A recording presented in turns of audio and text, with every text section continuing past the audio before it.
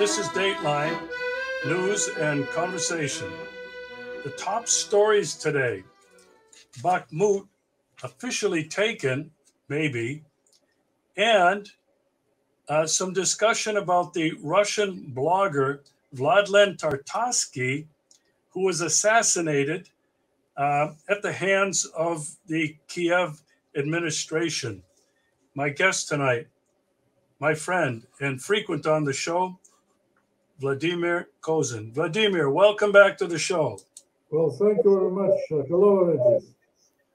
It's always good to have you, Vladimir. Let's start with Prigozhin's statement that the city of Artyomovsk was basically captured. You have some interest. You have some interesting views on what really happened. No, it has not been captured, Regis. There is an acting chairperson of Donetsk People's Republic, and his good name is Denis Pushilin. Denis Pushilin recently made a statement that Artyomovsk in Russian or Bakhmut in Ukrainian language has not been captured yet.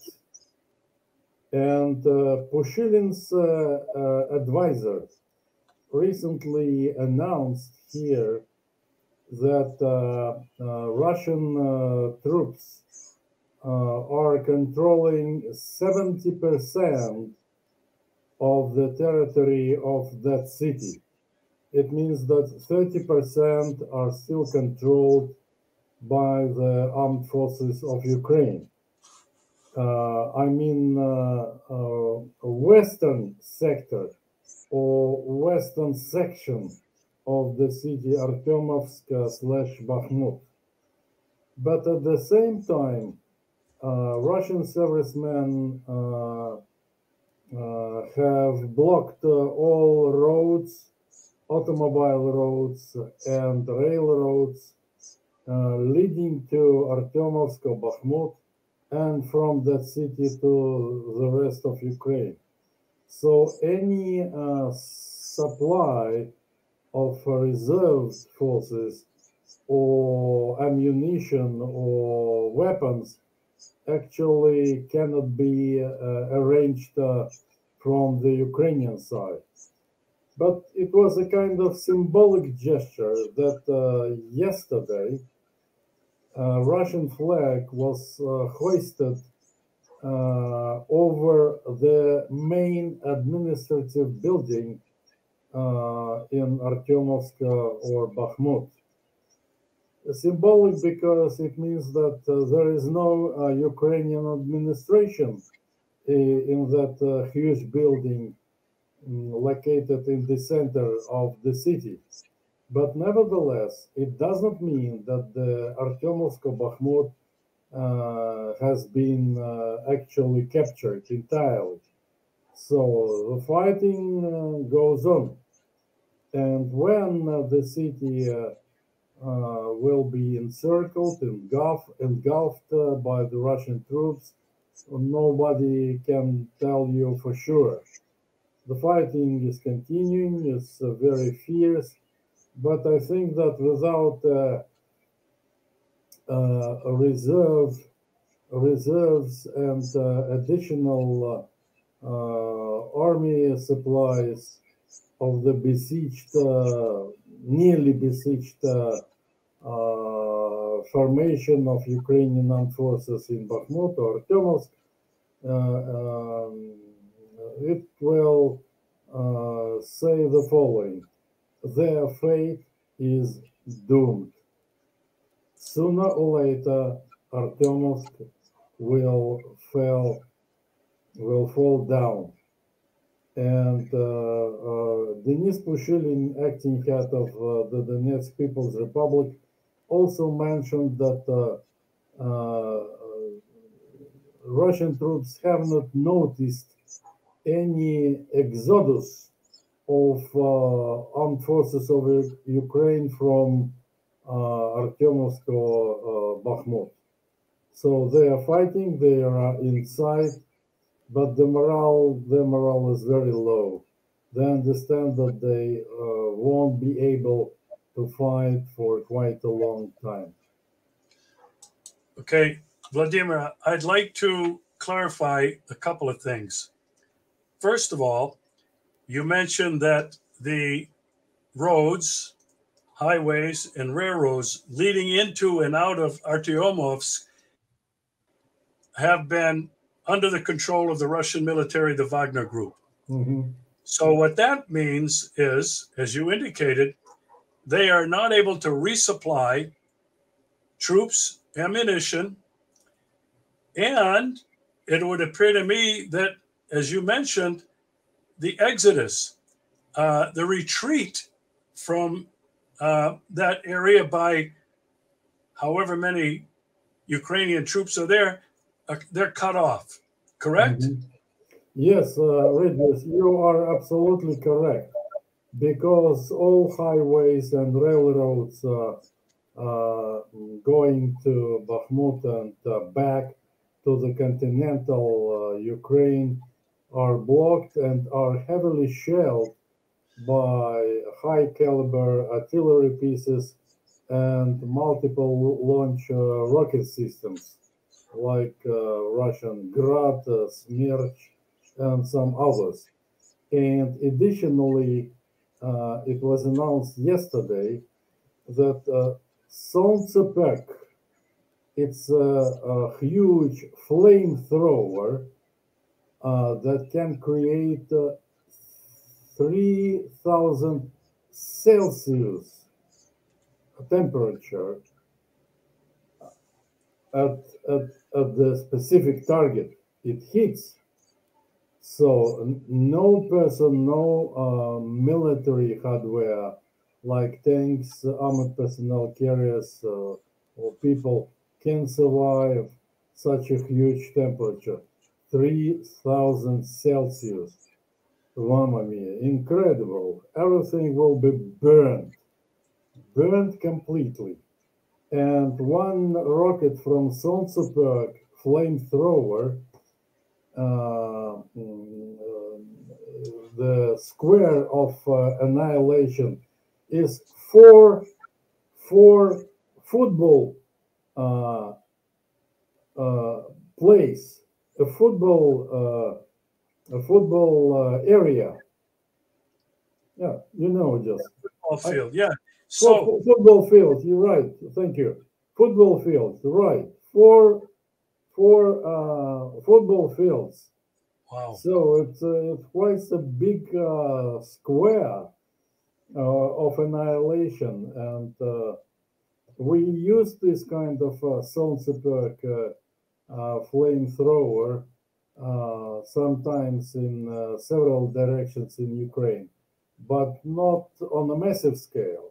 And nowadays, we will use it on a massive scale because we have to do something. So either Ukrainian armed forces will surrender and be regarded as prisoners of war, or they will be killed or injured. Their fate is very, very poor.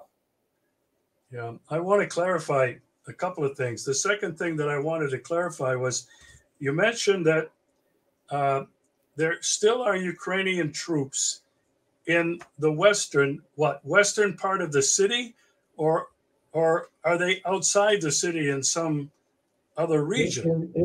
in the western part of the city, it's called sector, like 30% naturally facing the continental, the rest of the territory of Ukraine. So my other question is, do you have any idea? Does the Russian military of defense have any idea how many Ukrainian troops are in Artyomovsk now? Well, nobody had arranged a census or public opinion polls there, but the figures differentiate from time to time, from 5,000 troops to 10,000 servicemen from Ukrainian side. But many of them have been killed already. So, and without resupply and resending additional troops from the heartland of Ukraine, well, it will be difficult to arrange defense and resistance. That's why with each passing day, the numbers are decreasing. Ammunition also decreasing, foodstuff decreasing, medicine, pills, etc., etc. So the situation is very, very poor for them. Okay. One more question. It is Artyomovsk / Bakhmut in Ukrainian. Is this the location that excuse me, that has been shelling Donetsk and Lugansk for the last 9 years? Is this the location or one of them? No, not from the city exactly, but from the suburbs, from various villages and small populated areas like Toninka and some others, but not from the city, because from the city to shell Donetsk and other cities and or villages or small towns in Donetsk People's Republic, it would be rather dangerous because we will make a counter battery fire. So, but you are using a small areas like small woods, small positions, and escaped very quickly, but not Artyomovsk or Bakhmut. No, it will be not rational to shell Donetsk and other cities and towns in Donbass from big cities of Ukraine, controlled by Ukraine previously. Okay. Well, thank you for that analysis, Vladimir. My pleasure. The other big story in the news today is the Kiev was behind the murder of the Russian military blogger. This was the statement by Russia's National Anti-Terrorism Committee, NAK. The Russian blogger, military blogger, Vladimir Tartarsky, was murdered, assassinated in a café when he was holding a meeting with some of his followers. What can you tell me about this? The young woman who has been arrested, she's in custody, and I guess she admitted handing him this doll or statue that had a bomb in it that killed him. It's called bust or bust. How do you pronounce? It's a bust. kind of bust. Yes, bust. It's the upper side of a human body, the head, shoulders, and that's it. A small bust. All right, go ahead, Regis. Sorry. Well, so tell me what you know about this. It seems to me that this is just another of several political assassinations by the SBU, which is the secret security people of Kiev, probably ordered by Zelensky himself. Definitely. It comes to mind Motorola and others in Donetsk who were assassinated when they were in restaurants or getting into a car. Is this the same kind of thing that's happening? Yeah. Well, Regis, the story is as follows. First of all, Tatarsky is a nickname, assumed name of the dead person, war reporter. war correspondent. His real name, second name is Mr. Fomin, peace be upon him, who was very active while traveling to two republics in Donbass, then served in military formation in Donbass from 2014, from the Ukrainian NATO aggression against Donbass and later on against the Russian Federation. And he became later on, when he voluntarily resigned from military service, he became a famous Russian blogger and a war correspondent. And he arranged in St. Petersburg at the café in the center of the city at Universitetsky or University Boulevard or Prospect, a kind of presentation. He shared with the audience his experience in being a war correspondent.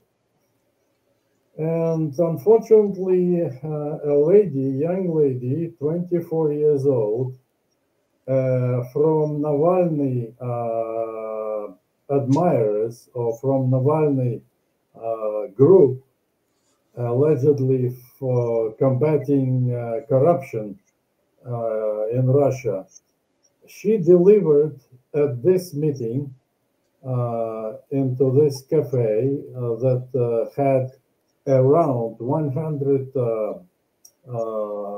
viewers or listeners of Mr. Fomin. She delivered a small bust, just resembling Mr. Fomin in military helmet, in military uniform, and very, familiar with his own alive image. Unfortunately, security guards that were not quite big, they initially asked the lady named Daria in Russian, Daria, to put it on the wardrobe for a while. But unfortunately, Mr. Fomin ordered to bring this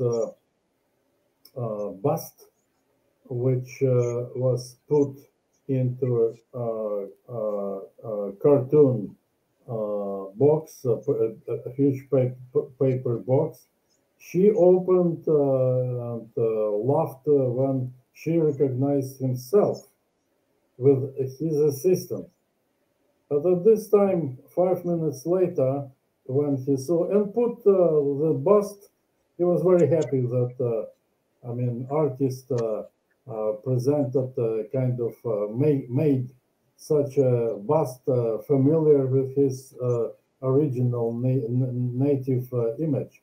And he ordered his assistants to put this bust in a box, in a paper box nearby.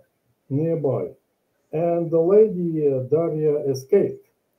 But eyewitnesses told by Russian TV that they have noticed before the explosion actually took place, she took off a smartphone from her pocket and allegedly sent SMS message to somebody. But who was somebody, or who were somebody's? Investigation is underway, but seemingly, and National Anti-Terrorist Center and the Federal Security Service of Russia already announced that it was A, a terrorist attack, B, intentionally aimed at Mr. Tatarsky or Fomin in reality, and he was killed by this explosion. A number of 25 persons were injured, some of them heavily, especially those who sat in the front chairs very close to the stage from where Mr. Fomin Tatarsky made his presentation and answered the question to the audience. Some of them were injured by shattered windows. The young lady, Daria, already gave a live admission, revelation. She made a statement by answering questions of the prosecutors that she was responsible for delivering such a paper box with a small statue, a bust, specifically to Mr. Tatarsky of Amin, and she actually made such explosions. But when a prosecutor or security officer asked her, who are they or who is he or she preferred not to answer in front of a TV camera. So we still do not know. But investigation will find out because she confessed openly on the camera while video recording. So I think that she will expose every detail. Who has ordered to kill Mr. Fomin or Tatarsky by nickname? Who made this bust? How she managed to deliver it, and why she wanted to escape to Uzbekistan, to Bukhara, the same evening after explosion at this cafe, because she had a ticket St. Petersburg to Bukhara. Yeah, Bukhara, if I'm not mistaken, forgive me. So, right you are. It is a kind of next terrorist attack, assassination of known persons who are considered or have been considered as the enemy of Ukraine. Because the war correspondent, they are very active and they are engaged in an information war, in averting and diverting gossips and rumors that are mushrooming from Ukrainian side. That's why he has been intentionally killed. So such operation cannot be arranged by this young lady, Daria, alone. Naturally, she relied upon the net of agents, Ukrainian agents, and at the end of my story, what I have picked up by now, I should warn all friends of the Russian Federation. In the future, there might be international gatherings or conferences or any meetings in person in Moscow or in St. Petersburg or in other cities of the great Russia involving foreign representatives, real friends and comrades of the Russian Federation. And judging by my previous experience and looking at the list of all those people killed during assassinations or assassination attempts in the past in Donetsk and in other areas of Russia, I would like to warn, to make a kind of caveat. If you need to talk to our people in the conferences, in any kind of meetings, just forget about personal attendance. Do it via indirect video conferences, internet conversation via Skype, or Zoom, or any kind of facilities, because you will save a lot of life, including your own. So do not come to Moscow while the operation, the special military operation against aggressors in Ukraine and NATO is over. When it is over, it's okay, go ahead, but try to communicate with persons you would like to chat and get extra information only indirectly via the internet and via special platforms. I already said it will be not a problem for the organizers, etc. But be very prudent and careful. The same story might happen anywhere, not only in Donbass or Zaporozhye region or Kherson region or in the Crimea, everywhere, because aggression of Ukraine and NATO continues.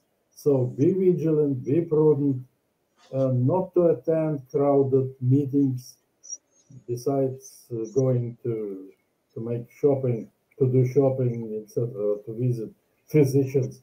But I strongly recommend you not to come in person and not to attend any gathering, especially when there are no frames, electronic frames detecting explosives, metal, ammunition, poisonous substances, etc. It is very risky to arrange this kind of meetings without these widely known devices that can find chemicals, high explosives, weapons, small guns, sidearms, knives, etc., etc., etc. God forbid. Regis? Okay, Vladimir, I'm familiar with this infamous Ukrainian kill list called Mirotvorets, and I guess that means peacemaker, Yes. kind of sarcastically. I have heard that there are as many as 1,000 people on this list, In 300, Russia. 360 some children. Yes, And in Russia. Russia. no, not just in Russia, all over the world. Yeah, People okay. who have been high profile and maybe not so high profile, who have supported Russia in any way against Ukraine, are on this kill list. What can you add to that? Yes, I've heard that they have a special site, Mirotvorets, like your interpretation is right, like peacemaker, like a peacekeeper, something like that in English.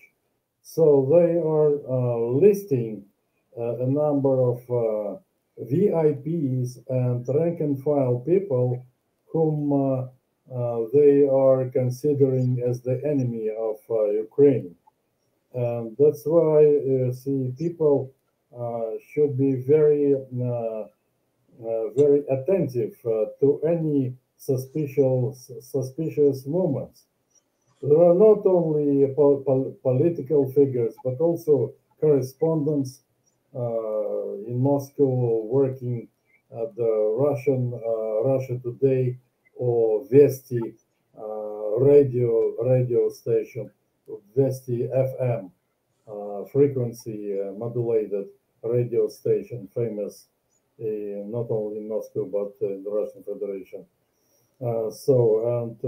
People should exercise prudence and vigilance and be very suspicious to any kind of suspicious activity around them. And certainly they should ask whether they have been included into the list of Ukrainian website called Mirotvorets or Peacemaker or Peacekeeper. they will be supplied such information.